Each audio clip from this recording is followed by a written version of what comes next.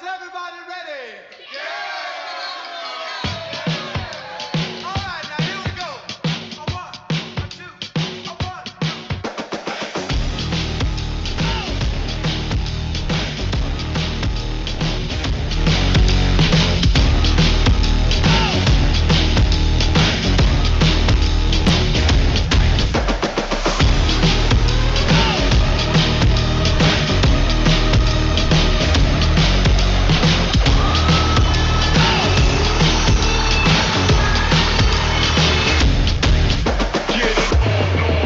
What's up, everybody? My name is Cody. I'm going to be your commissioner this week, aka Touchdown there. Joined by my good friend here, Brandon, aka Sauce, aka Tiggle Gritties. Good to see you, buddy. Good to see you as well, my brother. The Get Sunday Covered podcast. Our first episode, our first try at this. Man, let's talk about last night a little bit before we get in and tell people what this was about. How'd you feel about last night's Monday Night Football? I didn't have anything really writing yesterday. This year I took Hurts before I took Allen. So a little crazy, but didn't really have anything writing. But man, Aaron Rodgers out for the year. It's a shame, bud. Maybe even his career, man. Yeah, that might be curtains for Aaron Rodgers. We'll see. I feel like he's going to come back with a vengeance. I feel like he probably owes something to the city of New York, but real tough. But I imagine taking Hurts before Allen. You're happy with that decision last night. How did your fantasy teams do? Overall, I'm in 6 leagues. I went 4-2. Not too bad to start. Definitely making some interesting moves this week on the waiver wire and sending out a couple trades, seeing if those get any hits. But overall, I mean, in terms of, GSC is my big league. So thrilled to be starting the year 1-0 and just looking forward moving into week 2 to continue that streak and continue to set a pace this year for playoffs. Active already. I love it. 4-2. That's not a bad start to the year whatsoever. It's always nice to wake up on Tuesday morning and you get that report and it shows 1-0, because there's nothing more defeating than going all summer long, putting all your work into putting this stuff together, and then you wake up and you got your ass kicked. That's a rough start to the year. So for half of our league, my condolences, but also Gotcha. All right, guys. Like I said, this is the Get Sunday Covered podcast. Essentially, what we're trying to do here is bring us something a little different to the fantasy football world. There's 1,000,001 different fantasy football podcasts out there that'll analyze the stats for you and tell you snap counts and who you should pick up on the waiver wire and things like that. What we want to do here is kind of bring a different feel to it and talk about some things that don't get a lot of coverage in the other podcasts. Get Sunday Covered, like Brandon mentioned, is our main league. We're coming up on 10 years in this league, which I think is really impressive. Brandon, what are your thoughts so far on getting involved with GSC? This is your second year. How do you feel? Feel great. Happy to finally, be tenured within, and I made some with last year being my rookie year in the league, I think I made tremendous strides in proving myself, being in those playoff games and, looking forward to really this season to continue that and being able to compete come, week 15 when things get rowdy. Yeah, absolutely. Absolutely. Well, the highest scoring team last year obviously didn't play out for the championship, but my guy, we're happy to have you here at Get Sunday Covered. And it's kind of cool. What's unique about Get Sunday Covered is yes, we've been around for a while. We are a 10-team league. So I know it's a little smaller than what a lot of the people that are listening are probably used to playing in. I guess if you're super into fantasy, maybe not, but 10 teams, I think we're going to leave it like that. But what's cool about it is we have people all across the country. Currently, we've got, looking at it now, Maine, Massachusetts, Texas, Colorado, and Idaho. We've had players from Chicago, from Florida. I think at one point we had somebody in California as well. So it's a smaller league, but it is very intimate, and I will tell you, it's very, very competitive. So with this podcast, we're going to be doing a lot of reviewing this type of league. And Brandon and I have been talking back and forth about kind of some of the things that we want to bring to you, not just about this league, but some of the things that we've experienced in our history as commissioning parties and things that we've noticed. So, Brandon, why don't you tell us a little bit about some of the things that we're going to try to bring to the audience? Yeah, I mean, so, just to start off, like this year alone within GSC, we brought in, all the logo concepts, which was, I think, pretty badass alone. Super cool. Just to really keep the engagement, and then, obviously our group chats, and, we do, when we can, we do Zoom meetings during games, and usually we did that last year during Thursday night games, and that seemed to have pretty good engagement across the board. But really with this year, just really making everything in depth, and just continuing to get everyone to engage together and build that camaraderie is definitely vital to us. And I know, Cody, you've put a lot of work into this league, and I appreciate what you've done, especially 10 years next year. So that just is props to you, and how much this league has stuck around. I mean, I know a couple leagues that I've been in that have lasted 2, 3 years, and then they just wash out. So props to you. And, this is just the beginning, I think, for things down the line with GSC, and really in depth, seeing what we can do. I'm excited to introduce, I'm going to just do some bets of my locks that I have for the upcoming week, um, just straight up, and do easy bets as well as bets that I think, can be a Hail Mary bet, if you want to call it. And we'll just kind of go with parlays and just see what we can do in that aspect, and really, take a look in depth at this league, and, at players within other leagues as well, and teams and everything along those lines. Awesome. Yeah. Thank you for that. First of all, that's kind of really the angle we're trying to take here with this podcast is, this league does mean a lot to me, and I know it does to you as well, but that's been one of the biggest things that's kept this rolling for as long as it has, is that ability to keep people engaged and keep it still being fun, right? Obviously, I'm sure if you ask my wife, probably yours too, but the obsession with fantasy football is kind of a foreign concept to a lot of people. But if you can find that core group of people that, they love it and they really find the passion behind, just evaluating players and teams and putting together something solid, especially if you're playing for money.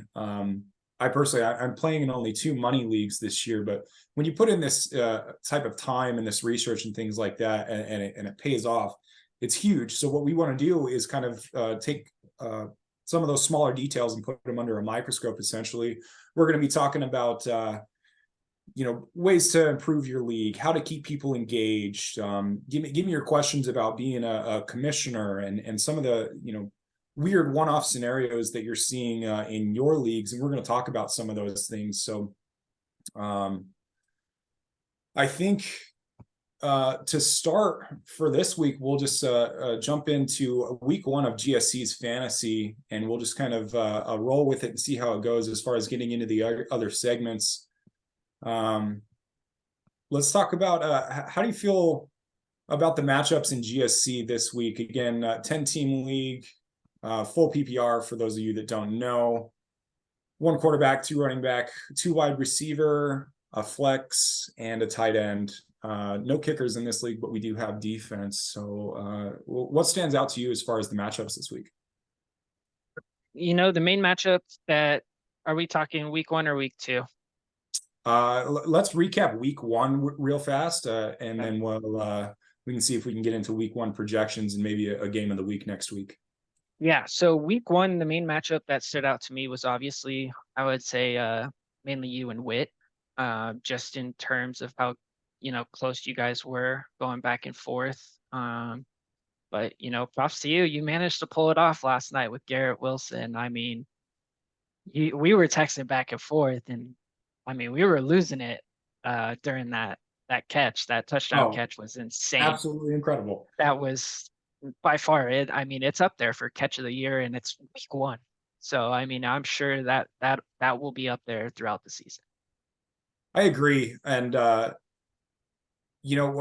of the segments that we're going to try to have here on the GSC podcast is bad beats. And I think just like that's a candidate for catch of the year in week one, I think this is up there as maybe one of the worst beats for this year. Whitney had me pretty much all day. For those of you that are listening, I'll tell you that I had two players in Dallas Goedert and Antonio Gibson that combined for a grand total of minus 0.1 points on the week. And thank you to Garrett Wilson, coupled with Tyreek Hill yesterday. I was able to pull it out in the end, defeating our only two-time champion in the league, Whitney, aka Bench Don't Kill My Vibe, 130.52 to 125.98. What a fun way to end week one. This is the kind of stuff that I really like about fantasy football, is when it comes down to a single player or a single game of the week. A lot of guys that played the Dallas defense on Sunday night. I mean, that's I'm on my bench. They were on my bench. My they're game would winning have been a people blowout. leagues. And that's I the mean, stuff that I love about it. You go all day feeling like, this isn't my week. I'm just gonna, pack it up and start doing my research on the waiver wire for next week. And you get somebody like the Dallas defense or Tyreek Hill that gives you a 40 burger, and it's a whole new game. So, I mean, like I said, I had Dallas on my bench. I played Washington because I thought they would actually do something against Arizona. Granted, they got 13 points, but man, that Dallas defense is going to be in my lineup the rest of the year. No I don't question. really see any reason to sit them. I No. even against these elite offenses, I don't see any reason to sit the Dallas defense unless they're on their bye week. I mean, they're gonna be nasty, and I'll have you know that I did pick them to win the Super Bowl. So, Wow. That's a surprise. I'm surprised about that. Yeah, I mean, overall, I think I think I put the Bills and the 49ers in mine. I really think that the 49ers get it done this year. They looked elite this weekend. Um, you know, a lot of people thought the Steelers were going to be more competitive in that game. It was, but I did. 49ers just ran away with it, and they are really looking solid. Another player that was on a lot of people's benches this week, Brandon Ayuk. I mean, I think if a lot of people, myself in another league, played Brandon Ayuk, they would have won. And that it happens. It happens to everyone where you have a player that breaks out one week and you put him on you have him on the bench. It happens, but all we can do is move on to the next. So let's talk a little bit about our former champion. This is one of the hot topics that we had coming into this new season. Gosh, how would you explain Team Amelia's Army, and tell us, a little bit about his championship run last season and how that panned out for week one? His championship run went, I think he got by with, the hair on his chin. I think things might have been a little different in, week 16, especially being that Bengals Bills game. You couldn't get an accurate read on it. And I know players in the league had, I mean, myself included, I had people playing that week. And I mean, I think I had Latavius Murray, and he was already at 11 points, and it was in the first, second quarter. So, I mean, and I also had Josh Allen. I mean, who knows what might have happened? I was losing. Obviously, I did lose the third place game, but I mean, even the week before, I lost by less than a point. Had Gerald Everett caught one pass, I would have been in the championship in not only this league, but another league as well. So that was a bad beat for me. Let's touch on that real quick before you move on to the week one performance of him. How did you in your league? Obviously, we know how we handled it in our league, and we can touch on that. But how did you handle that as far as fantasy went for your teams last year? Because I know you were a commissioner of a couple, and I know at least for Get Sunday Covered, that was a huge topic of conversation, and it was definitely kind of hard to navigate. You know, honestly, it was. I mean, it in a way, fantasy football is kind of the luck of the draw. I mean, you can't control what players do, and who gets targeted, but you can at least try and play what you can and hope for the best. I mean, in that time, I hoped Gerald Everett could do something. I think it was even the Monday night game that they were playing in at the time, which made it even worse. Or maybe it was Sunday night. I don't exactly remember, but that one stung quite a bit. But all I did, it just gave me motivation going into this year to move up the ladder, and I'm as motivated as ever to really regain what I should have had. I think I by far would have been in that title game, and things might have been different. Obviously, we can't predict the outcome, like I said, with that Bills Bengals game, but it at least would have been a topic of conversation, with things being a little different, with me having a quarterback and a running back in that game. Probably would have been championship move to the following week and really based off of that instead. I know some leagues did do that. Mine didn't. My other one didn't. We just kept it as is and said, it happens. What can you do? Yeah. Looking at, Emilio's Army this year, I really think they're going to struggle. I mean, they got Cup and Taylor. I mean, In that's two back-to-back roster rounds, Steven. spots. In back-to-back rounds, they got him.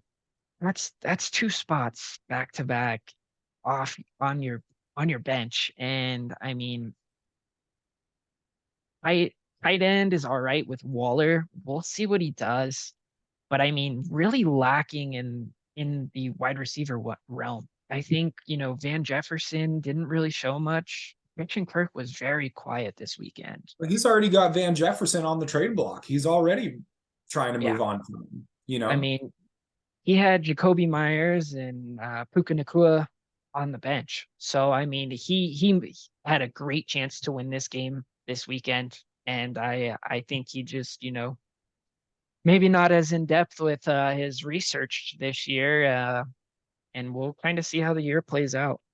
Well, and here's the thing, and you hit it perfectly. He did mention in the group chat prior to the draft that I've had a lot going on, and everybody does. People have families, people have their jobs, and whatever. But he mentioned that like I haven't been researching enough Much at all. and I don't mean to be a jerk, but it kind of shows, you know what I mean? Looking at his roster on paper, I don't think it's horrible. But a 6-piece from Dak, Stephon Diggs really is the only thing that kept his lineup from looking like absolute hot garbage this week. It was real tough drafting Cup and Taylor back to back, and I agree with you. I think there's a steep, slippery hill to climb for this team in order to try to defend their title, to be honest with you. To be honest, I think he starts the year at least 0-3. I could see that if we move forward and look. He's got next week. Hot Chub Time Machine with a really strong week one performance. This team looks pretty good to me. This is one of our Texas teams that we're talking about now, Hot Chub Time Machine. Pull it up now. Not a bad game from Deshaun Watson. Obviously, he's going to lose Dobbins for the season. That sucks. Sucks for his team. It sucks for JK as well. He took Justin Jefferson 101. Concerning about Devontae Adams, though, that's interesting there. Obviously, they faced off right? against I Denver. Not the best matchup, but Jimmy Garoppolo is not a field stretcher. So Tyler Lockett injured there. Not a lot of depth on his bench. So that'll be an interesting matchup next week between the former champ Amelia's Army and Hot Chub Time Machine. We'll see how that goes. What do you got for the matchup of the week next week? Who are you looking at? I'm liking Draxton Scrounce versus Cortland Slutton. I'm really Love it. liking that matchup. Fields versus Burrow. And then looking at, receivers, you got Olave, you got Metcalf and Allen on Draxton Scrounce, and then on Cortland Slutton, you got Ridley, Cooks, and then in the flex you got Gibbs. So we'll see what happens there. Curious to see what happens coming up with Mark Andrews. So we'll see how that goes for Draxum's Clowns. I like it. I think that's a great pick. Pair of quarterbacks here that had kind of an underwhelming first week. I know that in one of my main leagues, I also drafted Justin Fields, and he may or may not have cost me a week. Joe Burrow, rough game also. I think ultimately both of these teams are going to be fine. I am a little concerned looking at Drax. Didn't I see something in the group chat or something about Chris Olave maybe being injured? Hammy or something like that. I don't know. There were so many injuries in week one. There always are, but is that fact or is that fiction? I didn't see anything regarding Olave. Not quite sure on that one. Yeah, I'm not 100% positive. I didn't read anything, so I might have missed that. I mean, it like we've said, our group chat's pretty engaged. So when you go in and you have 100 text in it, it's hard to go through them all and be able to catch up. Yep. Moving down the line with these players, like you mentioned, Jahmyr Gibbs, I expect that Detroit is going to be wanting to get the ball in this man's hands a lot. I do think he's still going to be in a timeshare with David Montgomery just because Montgomery's a good back. You know what I mean? They have a different skill set, and I think they're going to use them both. But I like this play from Cortland Slutton this week. And Mark Andrews, like you said, we'll see. I have a couple of shares in him in my leagues, and I imagine Drax is in the same boat. We need him to come back. So that's great. We'll touch on one of the other ones that I was really liking for this next week. Not as quite as close in the projections. This one's like a 60-40 split, basically. We're talking about our two-time chant, Bench Don't Kill My Vibe, versus one of our most maybe controversial and engaging players in Revenge of the Aints. I love this guy from Texas. He's really smart. He knows his shit. But I think this could be an interesting last year. Yeah. I think this could be interesting here. Bench Don't Kill My Vibe and myself had a really good matchup this week, and I think they both have two pretty solid teams. Is there anything that stands out to you on either of these lineups that could be an outlier and maybe be the difference in this week's game? Eckler, that ankle injury, seeing how that one. affects, but also seeing Jones on the other side. I mean, what's the story with his hammy? Yeah, Jones also looking at Freiermuth too. So seeing what's going on with them in depth on that. Yeah, he had a nice little tutty this week. Yeah, we'll see how everything goes. I mean, this is another great matchup. Yeah, I mean, we were just talking about Gibbs. Bench Don't Kill My Vibe has Montgomery right there, so we'll definitely see how they do.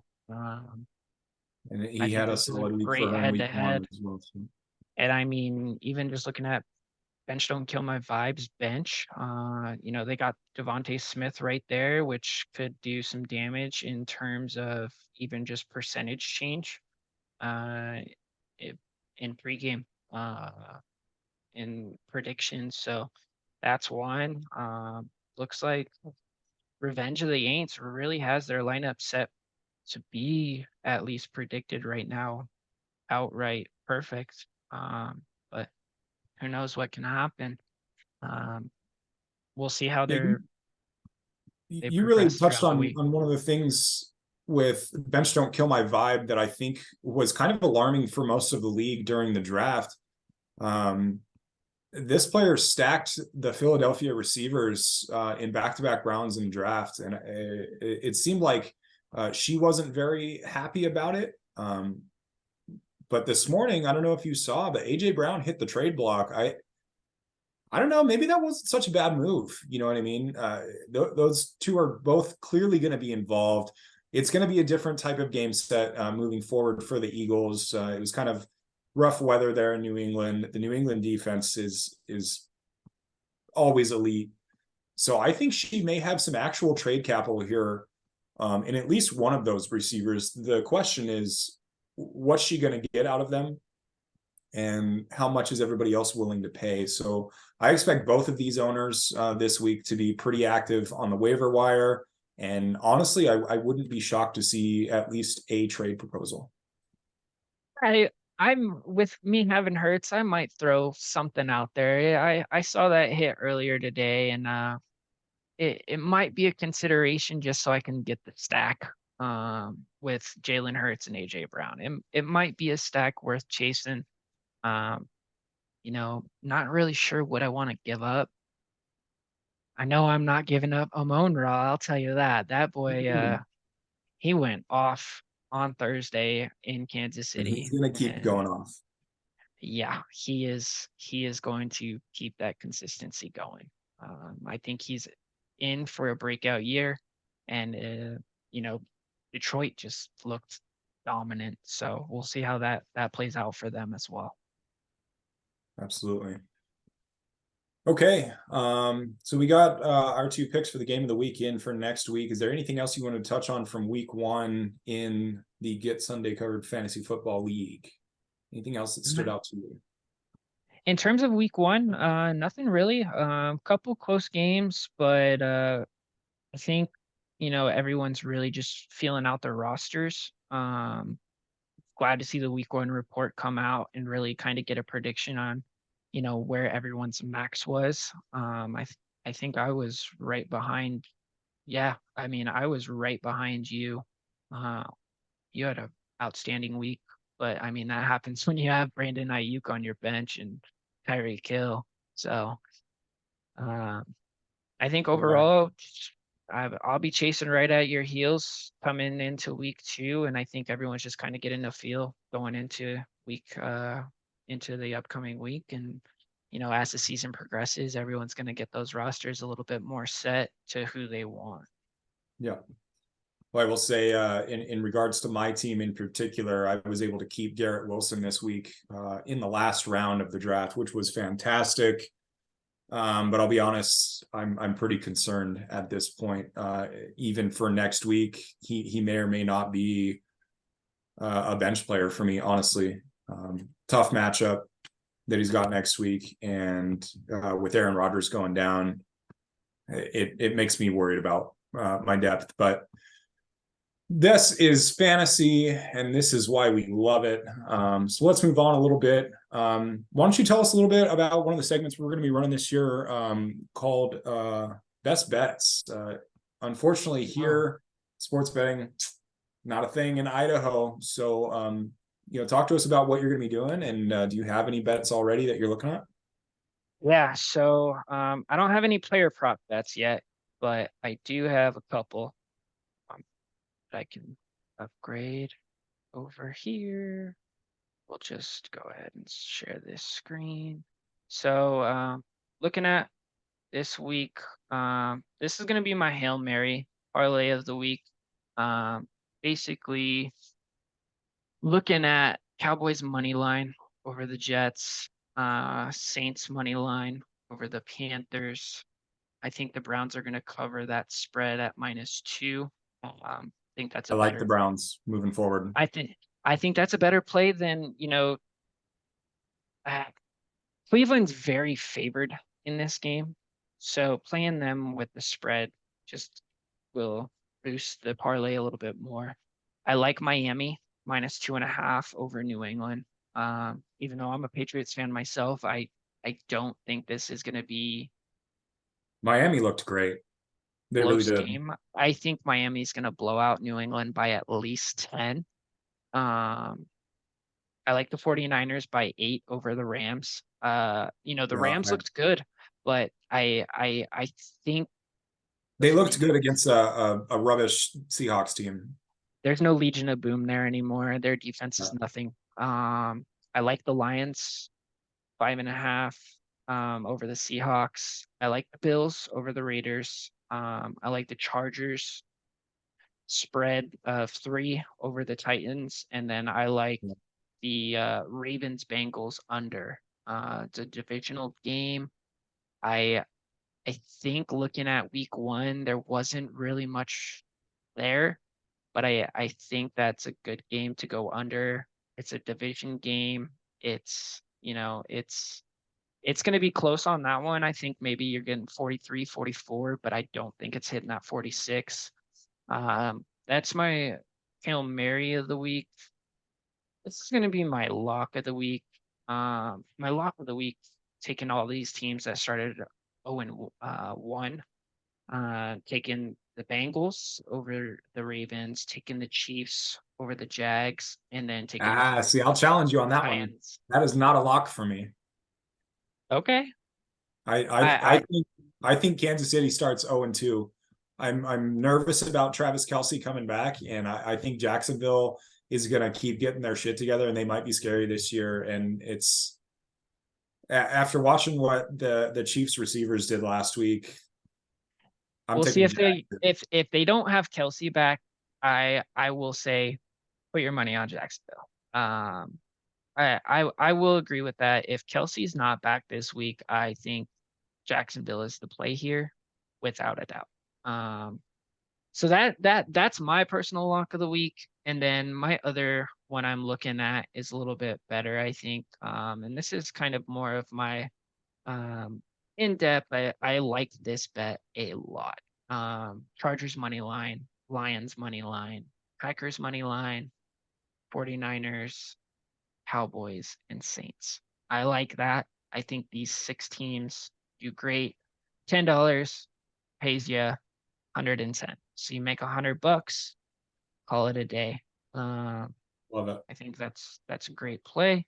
So in terms of my Hail Mary of the week, whoa, I don't know where that came from. In terms of my Hail Mary of the week, that is going to turn $10 into $1,228.20.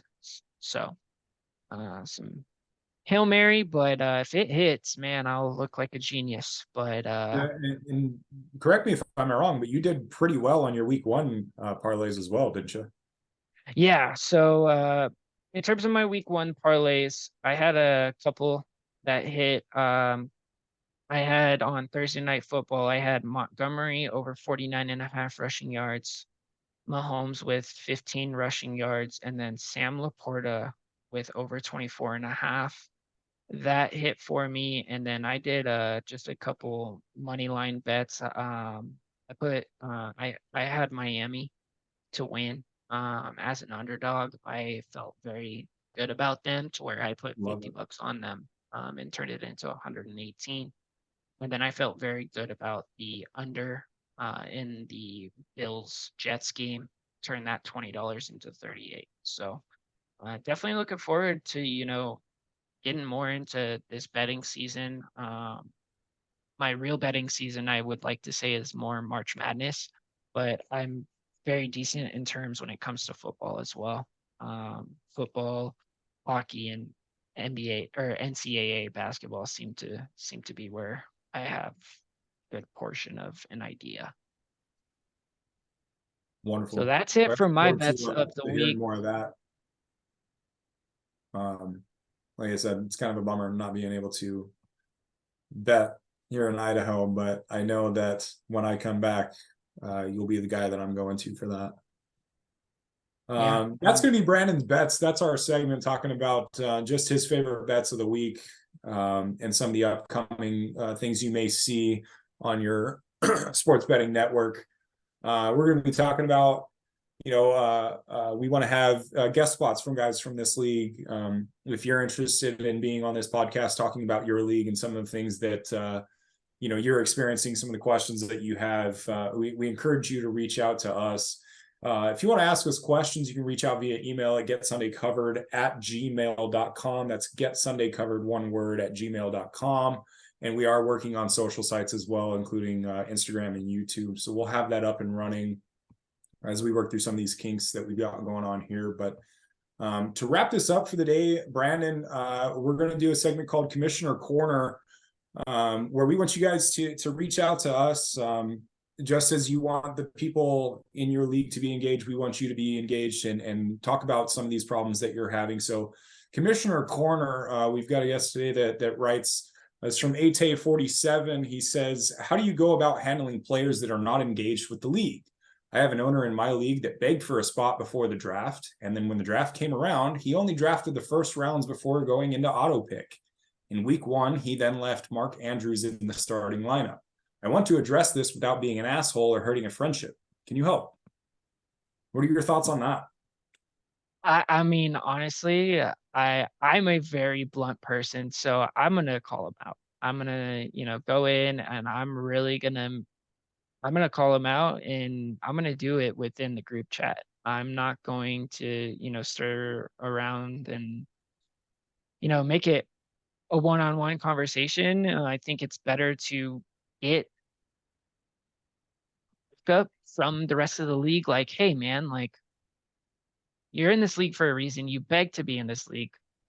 Do something about it. I mean, otherwise I can replace you, no problem. And probably you could probably find someone online, or, I'm sure you probably have a buddy that is more than happy to jump in, take over a team and actually run it. I'm sure it's, if he did the first couple rounds, he probably has a decent roster from my assumptions. And I'm sure someone can manage that roster and win some games.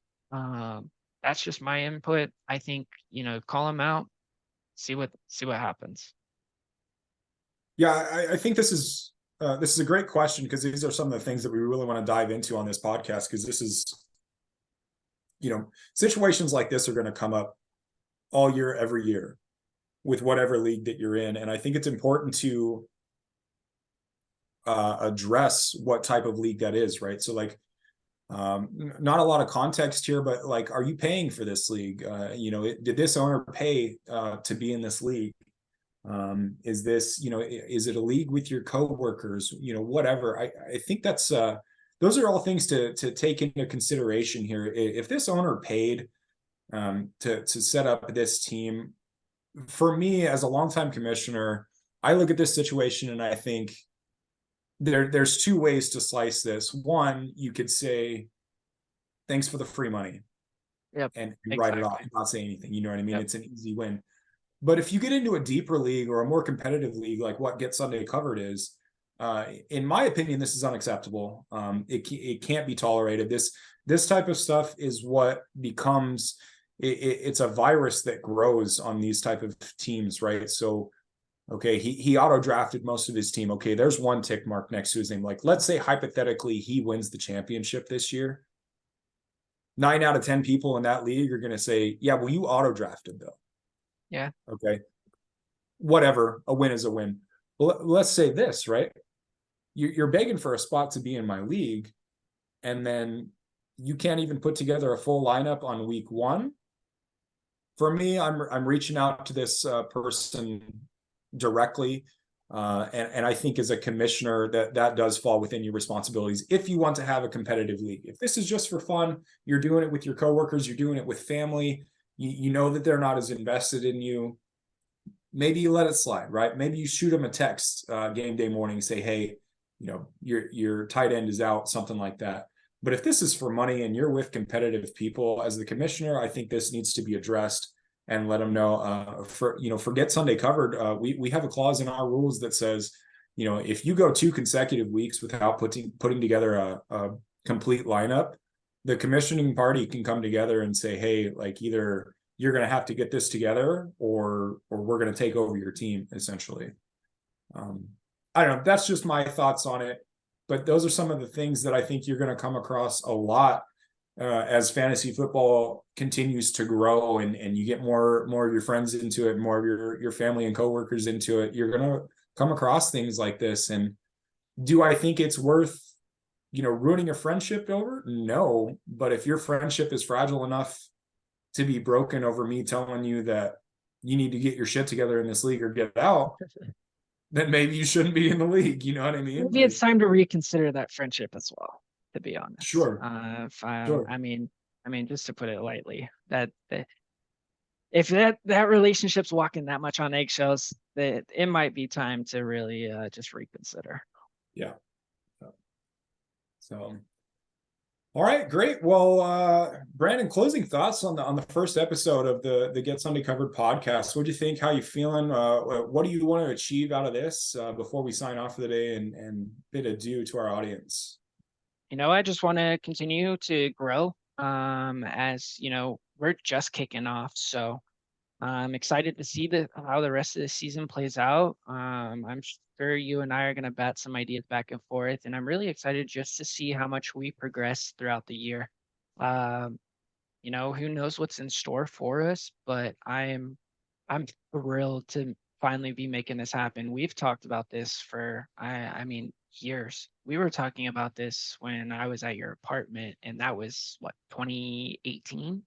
Yeah. So, I mean, we've been talking about this for quite some time. So, finally to see it come to fruition is awesome. I'm super excited for this.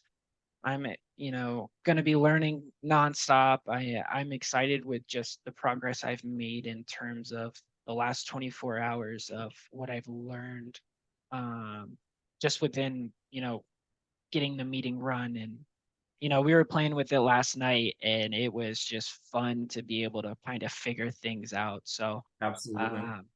I think as we go, it's only going to get better. And I'm really just excited for this season to see how much more competitive the league is. I think a lot of people are gunning for Amelia's Army.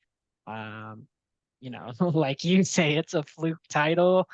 I think this year is going to be the proof behind the pudding. So we'll see how the Hey, year what did we say? progresses. He's the Skrillex of the league from first to last, but Yeah, Skrillex of the league for sure. So we'll see how it goes. And I mean, I'm just excited, and I'm thrilled to be a part of this and be able to do this with you. I think we're really gonna make some leaps and bounds. So we'll see how this year plays out and see how this podcast grows. But I'm ready, man. I'm ready. I've been ready. How are you feeling? hey, me too, man. I'm right there with you. I think it's going to be great. And like we talked about earlier, um, basically we want to hear and we want to talk about all of the things that the other fantasy football podcasts don't talk about, right? There's a handful of different podcasts you can listen to that evaluate stats all day. We want to get into the nitty gritty of the league where we talk about like the stuff, the other stuff in the league as far as engagement and personal battles in between your league and rivalries and things like that. We want to talk about all the stuff like that to keep it a little bit more exciting, give it a little bit more of a personal feel for this podcast. So I really do think that the sky's the limits on this. And I think it's gonna be fun, man. I'm really excited, and I appreciate all the work that you've put into it. So again, everyone, for right now, if you want us to address your question on air, email us at getsundaycovered@gmail.com. That's getsundaycovered, one word, @gmail.com. And we are working on our Instagram and YouTube channel as we speak. So YouTube channel is created. It's at Get Sunday Covered. So I'm sure everyone watching is watching on our YouTube channel. If you can subscribe, that'd be like and tremendous. subscribe. I've always been So excited to say that. Like and subscribe. yeah, Like and like and subscribe. subscribe. Yeah, So no, I think it's perfect. going to be good. We are going to try to get back at this a week from today, and we will recap week 2. We'll talk about some of the things that we saw in our league, and we look forward to reading your questions. All right. In the meantime, hit us up, and you guys continue to get Sunday covered. All right.